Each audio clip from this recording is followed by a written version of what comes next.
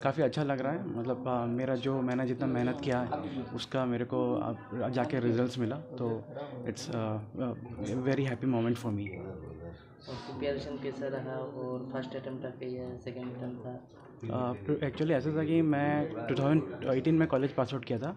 इसके बाद मैं 1.5 ईयर्स एक ओरेकल इंडिया प्राइवेट लिमिटेड में जॉब किया। इसके बाद 2020 में मैंने जॉब छोड़ दिया। इसके बाद I started preparing for civil services. तो 2021, 22 एंड 23 में मैंने यूपीएससी दिया। लेकिन 2021 और 22 में नहीं मिला मेरे को, मतलब मेंस में रह गया, मैं प्रीलिम्स क्रैक कर लिया था। फिर इस बार मैंने पहली बार एपीएससी का एग्ज़ाम दिया और फर्स्ट टाइम मैंने क्रैक कर लिया और मेरा 2023 में यूपीएससी मेंस भी हो गया है। So I am waiting for the result of I am interview of UPSC mains to.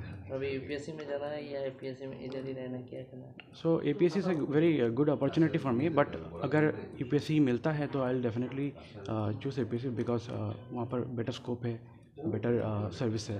तो अच्छा, एपीएससी को लेके पिछले दिनों देखा गया काफ़ी सवाल उठे थे हाँ कि ये जो एग्ज़ाम है वो सच तरह से नहीं होता है। तो इस पर देखा गया है सच तरह से हुआ है, जो जिनके पास पोटेंशियल है उन्होंने ये लाभ किया है।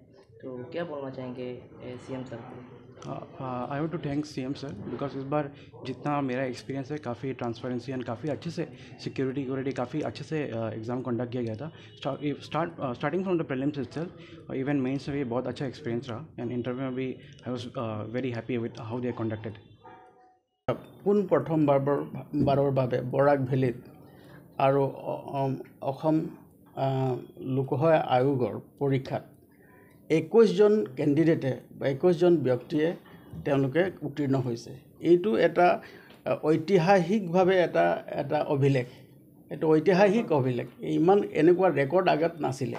গতিকে এইটো এইকাৰণে সম্ভৱ হৈছে যে অসমৰ মাননীয় মুখ্যমন্ত্ৰী শ্ৰীযুত হিমন্ত বিশ্ব শৰ্মা ডাঙৰীয়াৰ নেতৃত্বত পৰীক্ষাৰ ব্যৱস্থাৰ যি আমূল পৰিৱৰ্তন আৰু সুস্থ আৰু নিকাহ যি ব্যৱস্থা আৰু যি স্বচ্ছতা, তাৰ বাবে এই ছাত্ৰ ছাত্ৰীসকলে বা প্ৰাৰ্থীসকলে এই ধৰণৰ তেওঁলোকে পৰীক্ষাত উত্তীৰ্ণ হ'বলৈ তেওঁলোক সম্ভৱ হৈছে। আপুনি দেখিব যে এতিয়া অসম মিজোৰাম বৰ্ডাৰৰ হাৱাইথাং নিচিনা অঞ্চলৰ ছাত্ৰ,